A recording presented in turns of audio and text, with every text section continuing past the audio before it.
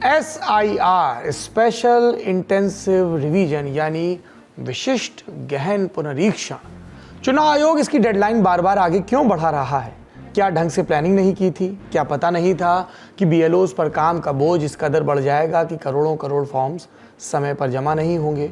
जिन लोगों के फॉर्म जमा नहीं होंगे उनको घुसपैठिए के नैरेटिव को झेलना पड़ेगा। क्या ये पूरी प्रक्रिया बिना कुछ सोचे समझे जल्दबाजी में शुरू की गई या करवा दी गई? आज के शो में इन ज़रूरी सवालों पर बात करेंगे। चुनाव आयोग ने किन राज्यों में SIR की डेट बढ़ाई, क्यों बढ़ाई, इसके बाद क्या सवाल उठे, संसद से लेकर सुप्रीम कोर्ट तक तथ्यों की किस कसौटी पर आयोग को तौला गया, मनरेगा से कामगारों के नाम की कटौती और SIR में क्या कनेक्शन जोड़ा गया, विद्वानों ने क्या आशंकाएं जताई, इन पर होगी आज विस्तार से चर्चा। इससे इतर हाथ में पासपोर्ट और उसी हाथ में हथकड़ी, विरोधाभास से भरी ये तस्वीर आई गोवा की आग में जले कैफे के मालिक लूथरा भाइयों की। उन्हें भारत लाने की तैयारी हो रही है। इस बीच 42 कंपनियों से जुड़े तार कुछ और इशारा भी कर रहे हैं, इसके बारे में जानेंगे। इससे इतर इंडिगो उमर खालिद को मिली टेम्परेरी बेल और बहराइच हिंसा पर आए फैसले की भी बात करेंगे। नमस्कार, सौरभ द्विवेदी नाम है हमारा और आप देखना शुरू कर चुके हैं लल्लन टॉप शो।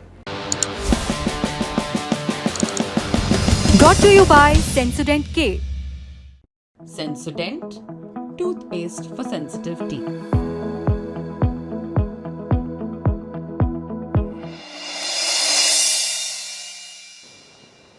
बारह राज्यों और केंद्र शासित प्रदेशों में चल रहा SIR लगातार सवालों के घेरे में है। आज 11 दिसंबर को इस फ्रंट पर एक बड़ा अपडेट आया। चुनाव आयोग ने 5 राज्यों और एक केंद्र शासित प्रदेश में डेडलाइन बढ़ा दी है। ये राज्य कौन से हैं? तमिलनाडु, गुजरात, मध्य प्रदेश, छत्तीसगढ़, उत्तर प्रदेश और अंडमान निकोबार। डेडलाइन बढ़ाने की आधिकारिक वजह बताते हुए चुनाव आयोग ने कहा, इन 5 राज्यों और एक केंद्र शासित प्रदेश के चुनाव आयोगों की तरफ से डेडलाइन बढ़ाने की रिक्वेस्ट मिली थी, जिस पर अमल किया गया। हमारा काम ये सुनिश्चित करना है कि एक भी योग्य वोटर ना छूटे। नई टाइमलाइन के मुताबिक उत्तर प्रदेश में 26 दिसंबर को, गुजरात और तमिलनाडु में 14 दिसंबर को और मध्य प्रदेश, छत्तीसगढ़ और अंडमान निकोबार में 18 दिसंबर तक फॉर्म भरे जा सकेंगे। इससे पहले फॉर्म भरने की आखिरी तारीख 11 दिसंबर थी, लेकिन BLOs पर बढ़ते काम के बोझ और जल्दबाजी में पूरी प्रक्रिया को अंजाम देने के आरोपों के बीच अब ये फैसला हुआ। इससे पहले भी आयोग ने एक हफ्ते का एक्सटेंशन दिया था। बीते दिनों आयोग ने केरल के लिए भी एक एक्स्ट्रा एक्सटेंशन दिया था, जहां आखिरी तारीख 18 दिसंबर कर दी गई है। मौजूदा टाइमलाइन के मुताबिक SIR फेज 2 की फाइनल वोटर लिस्ट 14 फरवरी 2026 को पब्लिश की जाएगी। लगातार दिए जा रहे इन विस्तारों के चलते SIR प्रक्रिया के आलोचकों के आरोपों को कुछ मजबूती भी मिली, जिसमें कहा जा रहा है कि चुनाव आयोग किसी के इशारे पर यह सब कर रहा है, उसने अपना ज़हन अप्लाई नहीं किया। इन आरोपों पर भी विस्तार से बात करेंगे, लेकिन पहले रुक करते हैं देश की संसद और सर्वोच्च अदालत का, जहां आज इन मुद्दों पर और चुनाव सुधारों पर जोरदार बहस हुई और कुछ बुनियादी सवाल पूछे गए। सबसे पहले बात सुप्रीम कोर्ट की SIR पर चर्चा चल रही है। हमने आपको 9 दिसंबर के शो में बताया था कि कैसे इस बहस पर कोर्ट ने 2 बड़े सवाल फ्रेम किए। पहला, क्या चुनाव आयोग किसी व्यक्ति की नागरिकता निर्धारित करने का सवाल उठा सकता है और उससे जुड़े दस्तावेज मांग सकता है? और दूसरा सवाल, आयोग की शक्ति किसी मतदाता की उम्र और निवास स्थान निर्धारित करने तक सीमित है क्या? बीती सुनवाई में chief justice of India Suryakant और जस्टिस जयमाला बागची की बेंच ने विपक्षियों की दलीलें सुनी थी, जिसमें नागरिकता तय करने के सवाल पर आयोग को घेरा गया था, शक्तियों पर सवाल उठाए गए थे। ऐसा इसलिए क्योंकि बिहार SIR पर हुई सुनवाई के दौरान आयोग की तरफ से कहा जा चुका है, संस्था के पास किसी भी शख्स की नागरिकता जानने का हक है। आज 11 दिसंबर को विपक्षियों ने अपनी दलीलों को और विस्तार दिया। दोपहर करीब 3 बजे याचिकाकर्ताओं की तरफ से पेश हुए वरिष्ठ अधिवक्ता राजू रामचंद्रन और करीब 1 घंटे तक निर्बाध तर्क रखे। फोकस पॉइंट क्या रहा? SIR प्रक्रिया देश के संवैधानिक विजन के खिलाफ है। इस दौरान बेंच ने उनसे भी कुछ सवाल पूछे, विस्तार से समझते हैं। जब राजू रामचंद्रन ने कहा कि चुनाव आयोग का संवैधानिक रोल बस इतना है कि वो यूनिवर्सल एडल्ट फ्रेंचाइजी की लाइन पर सभी के लिए वोट डालने की व्यवस्था करे और प्रक्रिया को सुगम बनाए, लेकिन जिस तरह से SIR हो रहा है वो इस सिद्धांत के उलट है। इसका रोल लोगों के नाम जोड़ना होना चाहिए, जबकि नाम काटे जा रहे हैं। नागरिकता के सवाल पर राजू रामचंद्रन बोले, ये तय करने के लिए लीगल फ्रेमवर्क पहले से ही मौजूद है। सरकार है कि ये सब काम करने के लिए, फिर EC किस हक से ये करना चाहती है? संविधान ने तो चुनाव आयोग को ऐसी कोई ताकत नहीं दी। उनके इस तर्क पर जस्टिस बागची का सवाल आया। न्यायमूर्ति बोले, क्या चुनाव आयोग इस संवैधानिक अनिवार्यता पर विचार नहीं कर सकता कि मत डालने का अधिकार नागरिक होने के अधिकार से ही मिलता है? इसके बाद चीफ जस्टिस ने भी सवाल पूछा कि अगर कोई खुद को वोटर लिस्ट में शामिल करने की मांग कर रहा है तो क्या आयोग उससे दस्तावेज नहीं मांग सकता है। इन दोनों सवालों के जवाब में वरिष्ठ अधिवक्ता राजू रामचंद्रन बोले, ईसी को लोगों पर विश्वास करना चाहिए, अविश्वास नहीं। इन सब के बीच घड़ी में 3:30 का वक्त हो गया। चर्चा माइग्रेशन और घुसपैठ के सवालों की तरफ मुड़ गई। एसआईआर ऑर्डर के आधार पर जस्टिस बागची ने सवाल फ्रेम किया, ऑर्डर में जिस माइग्रेशन शब्द का इस्तेमाल हुआ है, क्या उसका मतलब अंतर्राष्ट्रीय बॉर्डर से नहीं जोड़ा जा सकता है। इस पर याचिकाकर्ताओं के वकील बोले, माय लॉर्ड, अगर आप बिहार एसआईआर के ऑर्डर पर नजर डालेंगे तो उसमें तेज शहरीकरण, शिक्षा और कामकाज की वजह से हो रहे माइग्रेशन को इस प्रक्रिया का आधार बनाया गया है। ये पूरी तरह से बिहार केंद्रित है, यानी सिर्फ डोमेस्टिक माइग्रेशन की बात हुई है। इसी के साथ उन्होंने चुनाव आयोग पर और भी हमले किए। बोले, क्या इस प्रक्रिया को शुरू करने से पहले बीएलओज को सेंसिटाइज किया गया? क्या उन्हें बताया गया कि उन्हें नाम काटने की कितनी बड़ी ताकत दी जा रही, वो भी तब जब इसका लिखित उद्देश्य एसआईआर का इलेक्टोरल रोल्स को अपडेट करना है, ना कि नागरिकता की जांच करना। इसके बाद उन्होंने तर्क दिया कि ईसी को कुछ भी पता नहीं, जो ऑर्डर बिहार एसआईआर के लिए निकाला था वही फेज 2 के लिए कॉपी पेस्ट कर दिया गया। अदालत का सवाल है कि क्या 20 साल बाद हो रही इस प्रक्रिया में वो दखल दे सकती है, और यही बात तो हम कह रहे हैं कि इतने लंबे समय बाद हो रही प्रक्रिया में एप्लीकेशन ऑफ माइंड होना जरूरी है, इसलिए अदालत का दखल भी जरूरी है। अब बज गए घड़ी में 4। चुनाव आयोग और उसकी शक्तियों पर गंभीर सवाल उठाने के बाद राजू रामचंद्रन ने अपनी दलीलों को विराम दिया। दिन की सुनवाई पूरी हुई, बेंच उठ गई इस वादे के साथ कि अगली सुनवाई 16 दिसंबर को होगी। ये तो अदालत के भीतर के तर्क हैं जो हमने आपको बताए, पर बहस बाहर भी जारी है। हमारी नजर पड़ी अंग्रेजी अखबार द हिंदू में छपे एक लेख पर। इसे लिखा है चक्रधर बुद्ध और राजेंद्र नारायणन ने। ग्राउंड पर सरकारी योजनाओं पर रिसर्च करने का उन्हें लंबा अनुभव है। एसआईआर प्रक्रिया पर सवाल उठाते हुए उन्होंने अपने लेख को शीर्षक दिया, SIR and the annihilation of rights, यानी एसआईआर और अधिकारों का खात्मा। क्या है प्रमुख बातें? जनप्रतिनिधित्व कानून कहता है कि वोटर लिस्ट में शामिल होने के लिए उस निर्वाचन क्षेत्र में किसी शख्स की रिहाइश ही काफी है, लेकिन मौजूदा एसआईआर इस संवैधानिक और कानूनी सिद्धांत के खिलाफ जाता है। नागरिकता के डिफॉल्ट कंसेप्चुलाइजेशन को तवज्जो नहीं देता। खुद को वोटर साबित करने की जिम्मेदारी लोगों पर डाल दी गई। इससे मताधिकार छीनने का खतरा बढ़ गया, खासकर महिलाओं, प्रवासियों और बेघरों का। गहराई से देखने पर यह एक सोची समझी रणनीति नजर आती है जो आमतौर पर वेलफेयर स्कीम्स में देखने को मिलती है। खुद को योग्य साबित करने की जिम्मेदारी लोगों पर डाल दो, अधिकारियों को प्रोटोकॉल्स के जंजाल के साथ ना पूरे होने वाले टारगेट्स दे दो और इनको पूरा करने के लिए कम से कम वक्त। लोगों को चेतावनी दो, अगर समय पर सब पूरा नहीं हुआ तो उनके हक छिन जाएंगे, और फिर लोगों को उन योजनाओं से डिलीट करके सब कुछ सही से पूरा होने का दावा कर दो। दोनों रिसर्चर इसके लिए मनरेगा के आधार बेस्ड पेमेंट सिस्टम का उदाहरण देते हैं, जिसमें मनरेगा जॉब कार्ड को आधार कार्ड से जोड़ना अनिवार्य कर दिया गया। ऐसा न करने पर उन्हें काम करने का अधिकार नहीं मिलता। नतीजा ये हुआ कि सरकारी कर्मचारियों पर बोझ बढ़ा, जिसके बाद उन्होंने ये जिम्मेदारी खुद कामगारों पर डाल दी। बहुत से प्रवासी समय पर नहीं आ पाए। इधर काम जल्द पूरा करने के चक्कर में खुद अधिकारियों ने कई नाम काट दिए। लगभग 2/3 नाम काटे गए। रिसर्चर्स का कहना है कि यही सब अब एसआईआर के साथ ऐसा ही हो रहा है। इसलिए बीएलओ पर काम के बोझ की चौतरफा खबरें आ रही हैं और इसलिए मजबूर होकर डेडलाइन आगे बढ़ानी पड़ रही है।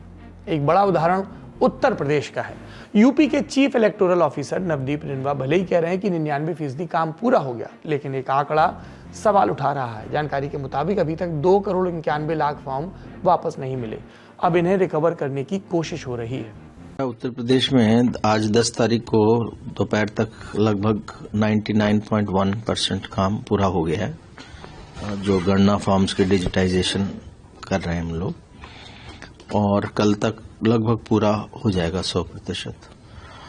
लेकिन हमने भारत निर्वाचन आयोग से अभी 2 सप्ताह का समय अवधि और मांगी है, और उसका कारण ये है कि एक तो उत्तर प्रदेश में ऐसे मतदाता जिनके फॉर्म्स साइन होके वापस नहीं आए, जिसको हम अनकलेक्टेबल की श्रेणी में मान रहे हैं, ऐसे लगभग 19% के आसपास है। पूरे मतदाता सूची के 19%, और ये संख्या की दृष्टि से देखें तो 2,90,00,000 से अधिक मतदाता इस श्रेणी में आ रहे हैं। तो चूंकि इतनी बड़ी संख्या में मतदाता एन्यूमरेशन फॉर्म भर के उनके नहीं आए और अनकलेक्टेबल श्रेणी में आ रहे हैं, तो हम एक जांच और करना चाह रहे हैं कि जिन वोटर्स को इस श्रेणी में बीएलओ द्वारा चिन्हित किया गया है उनको हम बीएलओ के ऊपर के अधिकारी, बीएलओ सुपरवाइजर और जिले के जो अन्य बड़े अधिकारी हैं उनको ऐसे बूथों पर भेज के दिखवा लें कि ये संख्या जो सही है कि नहीं है। सवाल ये भी है कि आंकड़ों में इतने बड़े गैप की स्थिति बनी क्यों? टीवी स्क्रीन पर माहौल बनाया जा रहा है कि यूपी से बंगाल तक घुसपैठियों की, खैर नहीं, लेकिन क्या इतना बड़ा आंकड़ा घुसपैठियों का हो सकता है? अगर हाँ, तो ये 11 बरस से देश चला रही नरेंद्र मोदी सरकार पर भी एक बड़ा सवाल है। और अगर ये आंकड़ा घुसपैठियों का नहीं है तो किसका है? महिलाओं, मजदूरों, हाशिए पर मौजूद लोगों का, जो अक्सर सरकारी दावपेच और बदइंतजामी का शिकार भी हो जाते हैं। इन सवालों के जवाब जिम्मेदार लोगों को देने चाहिए। अब चलते हैं संसद, जहां चुनावी सुधारों पर चर्चा हुई। चुनाव सुधार पर लोकसभा में 2 दिन की चर्चा के बाद आज बारी राज्यसभा की थी। दोपहर करीब 2 बजे इसकी शुरुआत की कांग्रेस के वरिष्ठ नेता और पूर्व केंद्रीय मंत्री अजय माकन ने बोले, भारत को मदर ऑफ डेमोक्रेसी कहा जाता है, लेकिन अब शायद लोकतंत्र जीवित नहीं है। सभापति महोदय, हम दुनिया भर में बड़े गर्व से छाती ठोक कर कहते हैं कि Bharat mother of democracy, Bharat लोकतंत्र की जननी है। लेकिन जो तथ्य आज मैं इस सभा के अंदर रखूंगा, सभा पटल पे रखूंगा, वे चीख चीख करके गवाही दे रही हैं कि भारत में शायद यह जननी अब जीवित नहीं है। जवाब दिया बीजेपी के सांसद सुधांशु त्रिवेदी ने। बोले, भारत एक जीवंत लोकतंत्र है। हम सभी ये मानते हैं कि भारत जो है वो मदर ऑफ डेमोक्रेसी है, मगर एक फैक्ट है जो शायद बहुत से लोगों को ध्यान नहीं रहता होगा। अगर आप पूरी दुनिया का नक्शा देखें तो ईस्टर्न यूरोप से लेके आप जापान तक चले जाइए तो केवल 3 ही डेमोक्रेसी हैं, भारत, जापान और ऑस्ट्रेलिया। और जापान एक कॉन्स्टिट्यूशनल मोनार्की है, Australia is practically an extension of Europe. तो इस पूरे पूर्वी गोलार्ध में यदि एकमेव absolute, vibrant and consistent democracy है तो वो सिर्फ भारत है। और सिर्फ इतना ही नहीं है सभापति महोदय, आज दुनिया में लोकतंत्र के अंदर सिर्फ 34% जनसंख्या है, जिसमें 17% हम हैं। अर्थात अगर दुनिया में लोकतंत्र है तो उसका सबसे बड़ा स्तंभ आज आधुनिक युग में भी भारत ही है। और चुनाव सुधार से इतर उच्च सदन से दिन की एक बड़ी हाईलाइट रही नेता सदन जेपी नड्डा का बयान। उन्होंने राष्ट्रीय गीत वंदे मातरम पर अपनी तकरीर पेश की। देश के पहले प्रधानमंत्री पंडित जवाहरलाल नेहरू पर आरोप भी लगाए कि जब कोई घटना घटती है तो जिम्मेवार तो सरदार ही होता है। कांग्रेस पार्टी और कांग्रेस पार्टी के चलते चलने वाली सरकार के सरदार जवाहरलाल नेहरू ही थे, और ये जिम्मेवारी लेनी भी चाहिए। जब आपको खुशी हो तो आप उसका श्रेय लें, जब आप मुसीबत में आए तो आप श्रेय बदल डालें और आप कहें कि इसके लिए तो ये भी जिम्मेवार थे, ये भी जिम्मेवार थे, ये भी जिम्मेवार थे।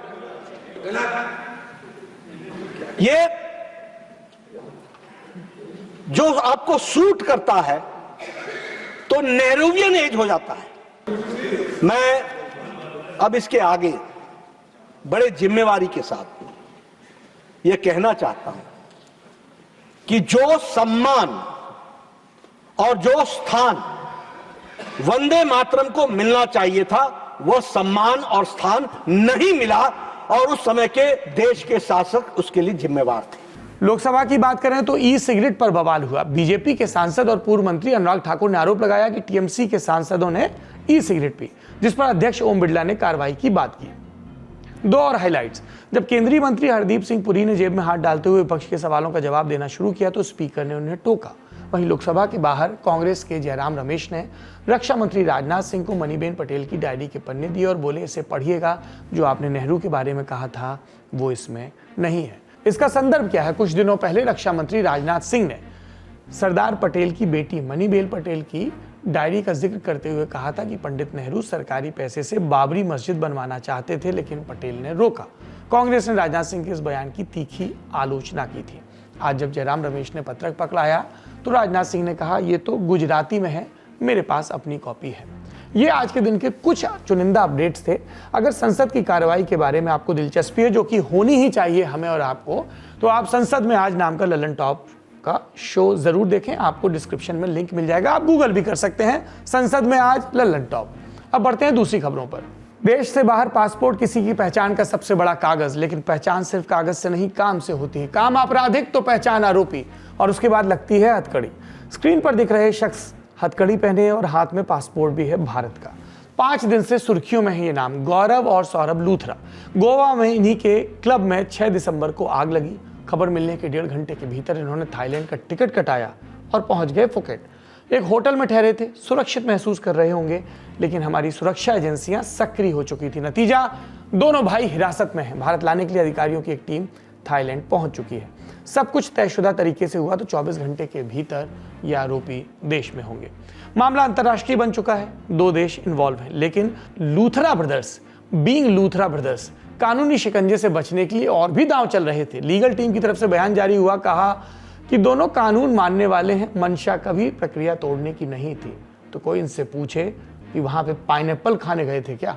इंडियन एक्सप्रेस की रिपोर्ट के मुताबिक इनकी लीगल टीम ने दोनों को मुल्क वापस लौटने और न्यायिक प्रक्रिया में भाग लेने की नसीहत दी। गिरफ्तारी ना हो इसके लिए दिल्ली की रोहिणी कोर्ट में याचिका भी डाली गई। कानूनी भाषा में इसे कहते हैं अग्रिम जमानत। आज सुनवाई हुई और याचिका खारिज हो गई। एक तरफ लूथरा ब्रदर्स वकीलों के मार्फत खुद को निर्दोष बता रहे, दूसरी तरफ उनके बारे में छप रही खबरें कारस्तानियों का नया सबूत दे रही। कॉर्पोरेट रिकॉर्ड्स खंगाले जा रहे हैं, छन छन कर जानकारियां निकल रही हैं। इंडिया टुडे के अरविंद ओझा की रिपोर्ट के मुताबिक ये अब एक बड़े कॉर्पोरेट घोटाले के भी घेरे में है। कुल 42 कंपनियों से जुड़े हैं, जिसमें कई केवल कागजों पर हैं। ज्यादातर नॉर्थ दिल्ली के एक ही पते पर रजिस्टर्ड, 2590 ग्राउंड फ्लोर, हडसन लेन, नॉर्थ वेस्ट दिल्ली। तो क्या एक व्यक्ति का इतनी कंपनियों से जुड़ा होना और उनका एक ही पते पर रजिस्टर होना सवाल खड़े करता है?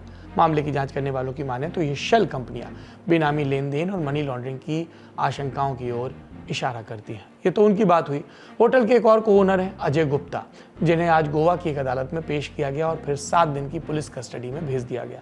एक और को ओनर हैं सुरिंदर खोसला, उनकी तलाश चालू है। ये तो बात हुई जिम्मेदार लोगों की जो भाग रहे थे, लेकिन उनका क्या, जिन पर पड़ी आग की लपटें ताउम्र ज़हन में जिंदा रहेंगी। बात हादसे के पीड़ितों की आप बीती सामने आ रही है, उन्हीं से सुनते हैं। वहाँ पे इतना टाइम ही नहीं मिला, क्योंकि बहुत छोटी सी माइनर सी चिंगारी थी। अगर वहीं पे कंट्रोल कर दी जाती तो वो इतना बड़ा रूप नहीं लेती। मगर वहाँ पे सब लोग अपनी जान बचाने में लगे हैं, स्टाफ अपने लोगों को बचाने में लगा हुआ है। कोई किसी के लिए की कोशिश नहीं कर रहा कि आग बुझाने की कोशिश की जाए। पहले आग को कंट्रोल में करना चाहिए था, धीरे धीरे लोगों को बाहर निकालना चाहिए था तरीके से, मैनेजमेंट तरीके से। मगर सिर्फ एक सिंगल डोर होने की वजह से कुछ लोग किचन की तरफ भाग रहे, जहाँ पे वहाँ पे भी कोई एग्जिट डोर नहीं था। जो इनफैक्ट वहाँ का जो सामान लाने ले जाने का जो रास्ता था वो भी बाहर से बंद था, वो डोर भी बाहर से बंद था उस दिन।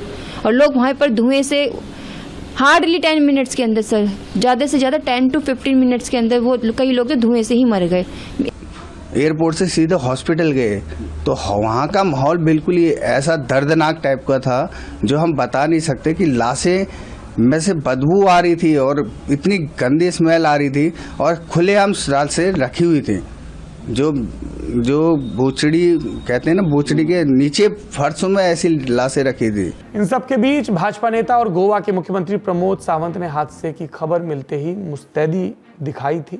6 दिसंबर की रात 1:30 बजे घटनास्थल पर पहुंचे थे। मजिस्ट्रेट जांच के आदेश दिए थे, समिति बनाई जिसे 8 दिन के भीतर रिपोर्ट देनी है। लेकिन इन्हीं प्रमोद सावंत से विपक्ष का एक जायज सवाल भी है कि पहले क्लब मालिकों को जानबूझकर भगाया गया, दबाव बढ़ने के बाद वापस लाया गया। दोनों पक्षों को सुनते हैं। सवाल एक और भी है कि अगर क्लब कानूनों का उल्लंघन कर रहे थे तो प्रमोद सावंत की सरकार की एजेंसियां उन पर नकेल क्यों नहीं कस रही थी इस घटना से पहले। विदिन द 4 days जो एक्चुअली फायर इंसिडेंट गोवा में हुआ, इसको 6 लोगों को हमने अरेस्ट किया। जो एक्चुअल क्लब ओनर थे, जो 3 क्लब ओनर थे, उसमें से एक क्लब ओनर को हमने दिल्ली से उठा के गोवा में लेके आए। दो क्लब ओनर जो उसी दिन सुबह जो इंडिया छोड़ के थाईलैंड चले गए थे, इनके खिलाफ कार्रवाई करते वक्त हमारे गोवा पुलिस ने उनके एलओसी खोली, उनको ब्लू कॉर्नर नोटिस जारी की और रीजनल पासपोर्ट ऑफिस को उनका पासपोर्ट कैंसिलेशन करने के लिए भी हमने डाला। With the help of the minister of the external affairs और the minister of the home, हमने उनको आज थाईलैंड में डिटेन किया है। Within a short span of a time the Goa police की टीम और the CBI government of India के सहकार्य से उसको थाईलैंड से गोवा लेके आएंगे। पहले सुरक्षित भेजा उनको थाईलैंड। इंडिगो जिसमें सामान्य यात्री को तो यात्रा करने का मौका नहीं मिल रहा है, लेकिन एक घोषित अपराधी को भेज दिया थाईलैंड। अब चारों तरफ से दबाव पड़ा। जब चारों तरफ से दबाव पड़ा तो अब उसे हाजिर करा रहे हैं, ले आ रहे हैं गिरफ्तारी करके। मैं तो कहता हूँ नोबेल पुरस्कार मिलना चाहिए मोदी सरकार को इस बात के लिए कि जितने घोषित वांछित अपराधी हैं उनको वो सुरक्षित भेज देती है। इस हादसे ने एक सीख दी रेस्टोरेंट, होटल, पब चलाने वालों और उसमें जाने वालों को, गोवा हो या दिल्ली या कोई और जगह, सुरक्षा नियमों से खिलवाड़ पर अंजाम बुरा होगा। सेफ्टी नॉर्म दुरुस्त हो, जो नहीं कर रहे उन पर एक्शन हो। इसी उम्मीद के साथ रुख करते हैं सुर्खियों का। मुझे सूर्यवंशम बहुत अच्छी लगती है, आपको नहीं लगती? ये बात आप मुझे बताएं तो मुझे आपके साथ कैसा सलूक करना चाहिए। मैं कह सकता हूं सबका अपना अपना टेस्ट होता है और आगे बढ़ जाऊं, या फिर मैं केवला ठाकुर का कैरेक्टर आर्क आपको समझाऊं, या फिर गाली गलौज और ट्रोलिंग पर उतर आऊं। आखिरी ऑप्शन से आप और हम शायद ही एग्री हों, लेकिन फिल्म धुरंधर की आमद के साथ ऐसा ही होने के आरोप आए। FCG यानी film critics guild of India के आरोप हैं। इनकी वेबसाइट कहती है कि फिल्म समीक्षा से जुड़ा यह देश का पहला रजिस्टर्ड संस्थान है। फिल्म क्रिटिक अनुपमा चोपड़ा इसकी चेयरपर्सन है और सुचारता इसकी वाइस चेयरपर्सन। दोनों को फिल्म धुरंधर पर अपनी राय रखने के बाद ट्रोलिंग का सामना करना पड़ा, जिसके बाद आज 11 दिसंबर को संस्था ने एक स्टेटमेंट जारी किया और लिखा, बीते दिनों हमारे कई सदस्यों को डराया धमकाया गया, सीधे धमकी भरे मैसेज मिले, राय दबाने के लिए ऑनलाइन कैंपेन चले। वो सिर्फ अपना काम कर रहे हैं, फिल्म का रिव्यू दे रहे थे। सबसे ज़्यादा डराने वाली बात ये कि कुछ लोग रिव्यू बदलवाने, मीडिया हाउसेस के एडिटोरियल फैसलों को प्रभावित करने और पब्लिकेशंस पर दबाव बनाने की भी कोशिश कर रहे हैं ताकि उनकी राय बदली या कमज़ोर की जा सके। संस्था ने क्रिटिक्स पर बायस के आरोपों को बेसलेस बताया और कहा कि लोग ये समझें कि फिल्म पसंद या नापसंद करना उनका हक है, लेकिन आलोचकों को अपनी बात बदलने के लिए मजबूर करना ठीक नहीं। कला, बहस और क्रिटिसिज्म को बिना डर के साथ चलते देने की अपील भी की गई। इससे इतर ऋतिक रोशन की एक इंस्टा स्टोरी की भी चर्चा रही, जिसमें उन्होंने कहा कि मैं फिल्म की पॉलिटिक्स से भले ही सहमत ना हूं, लेकिन एक सिनेमा स्टूडेंट के तौर पे बहुत कुछ सीखने को मिला। जब इस पे हेडलाइन बनने लगी तो कुछ देर बाद, कुछ घंटों बाद एक दूसरी स्टोरी भी आई जिसमें उन्होंने परफॉर्मर्स की, डायरेक्टर की, आदित्य धर की, सबकी तारीफ की। बहरहाल तारीफ और प्रशंसा अपनी जगह है, गाली गलौज की जगह नहीं होनी चाहिए। अगली सुर्खी, वो दिन कब आएगा जब इंडिगो की सैकड़ों फ्लाइट कैंसिल ना हो, क्योंकि 10 दिन बीत जाने के बाद भी 11 दिसंबर को कंपनी की 100 से ज़्यादा फ्लाइट कैंसिल हो गई। कैंसिल होने से हुई पीड़ा, उसकी भरपाई तो कौन करेगा, पर जो इसके लिए जिम्मेदार हैं उन्हें कोशिश करनी चाहिए। क्या इंडिगो कर रहा है? कंपनी ने 3, 4 और 5 दिसंबर को बड़ी संख्या में उड़ानें रद्द होने के कारण यात्रियों को राहत देने का ऐलान किया। सरकार के नियमों के मुताबिक 5,000 से 10,000 तक का मुआवजा दिया जाएगा। इसके अलावा 10,000 रुपये तक की अतिरिक्त ट्रैवल वाउचर जारी करने का भी ऐलान हुआ। इसको अगले 12 महीनों तक कभी भी इंडिगो की ही फ्लाइट के लिए इस्तेमाल किया जा सकता है, देश या विदेश कहीं भी यात्रा करने वाले। लेकिन ये मिलेगा किसे? उन्हें जिनकी फ्लाइट बार बार रिशेड्यूल हुई या जिन्हें एयरपोर्ट पर लंबा इंतजार करना पड़ा। कंपनी का कहना है कि ऐसे यात्री अपने रजिस्टर्ड ईमेल और मोबाइल नंबर पर भेजे गए मैसेज को चेक करें, जिससे उन्हें मुआवजा और वाउचर क्लेम करने के प्रोसेस में आसानी समझ आए। अगली सुर्खी, 21 मजदूरों से भरा एक ट्रक गहरी खाई में गिरा, 17 मजदूरों की मौत हो गई।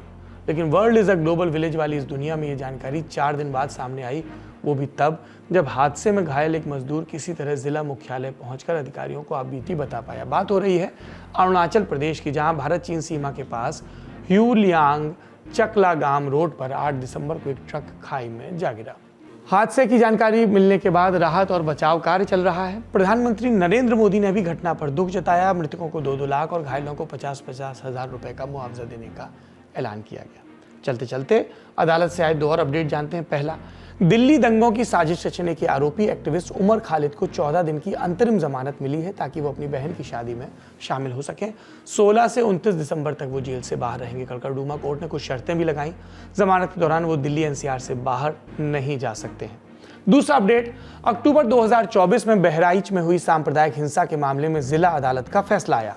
मुख्य अभियुक्त सरफराज को मौत की सजा सुनाई गई, जबकि अन्य 9 दोषियों को उम्र कैद। कुल 13 आरोपी बनाए गए थे, 3 को बरी कर दिया गया। दुर्गा प्रतिमा विसर्जन के दौरान गोपाल मिश्र की गोली मारकर हत्या कर दी गई थी, जिसके बाद महाराजगंज बाजार इलाके में हिंसा भड़की थी। उसी पर अब ये फैसला आया है। आज का ललन टॉप शो यही समाप्त होता है। अपना और अपनों का ख्याल रखिए और याद रखिए, इन तमाम चर्चाओं के बीच दिल्ली NCR की हवा अभी भी दूषित है। AQI आपके ज़हन से और सुर्खियों से बाहर नहीं जाना चाहिए तब तक जब तक हमारी और आपकी सरकार इसको सुधारने के ठोस उपायों पर सार्वजनिक रूप से बात न करें। शुभ रात्रि।